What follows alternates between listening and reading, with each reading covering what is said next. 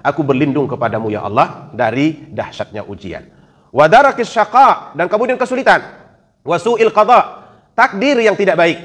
Kalau memang tidak boleh kita merasa bahwa takdir itu dirubah, kenapa Nabi mesti berdoa? Wa su'il qada.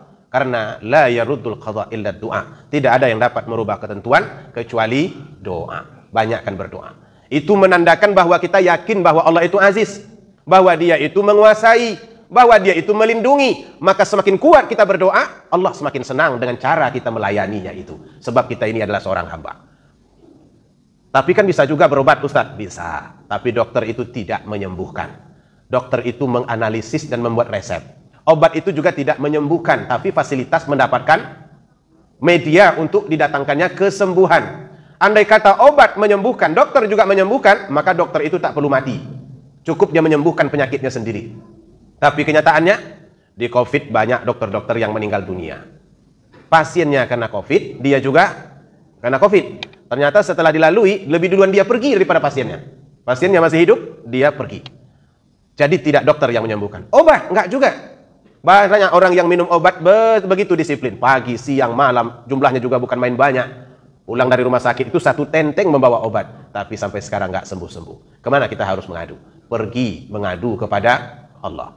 Bangun pada malam hari, biarkan keheningan masuk ke dalam jiwa, sujud di depannya, letakkan dahi, luruhkan segala bentuk keangkuhan dan kesombongan, dan berkatalah ketika itu, sembuhkan hamba ya Allah. Hanya Engkau yang dapat menyembuhkan, yang lain tidak sama sekali. Itulah yang bisa kita ambil dari sifat aziznya Allah subhanahu wa ta'ala.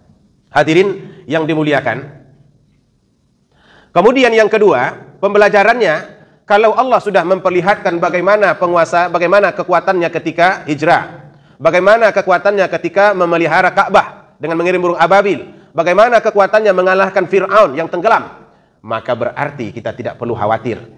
Yang paling penting kita tempat berpegang adalah Allah. Jangan mencari kemenangan kepada orang-orang kafir, karena mungkin mereka kelihatan hebat, tapi carilah kemenangan pada Allah subhanahu wa ta'ala.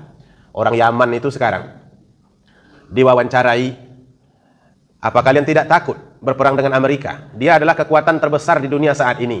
Kata orang Yaman, kami cuma takut kepada Allah. Kami takut kalau nanti dituntut oleh Allah saat bangsa Palestina dianiaya begitu, lalu kami diam. Ini yang kami takutkan. Kami tidak takut dengan bom. Kami juga tidak takut dengan katanya rudal. Puluhan tahun kami diperangi, sampai sekarang kami masih bertahan. Maka kata mereka, kami hanya takut kepada Allah. Ini akan memandu kita merasa bahagia menjadi orang mukmin, merasa kuat menjadi orang beriman. Karena ternyata ukuran itu bukan ukuran material, tapi kekuatan bergantung kita kepada Allah subhanahu wa ta'ala.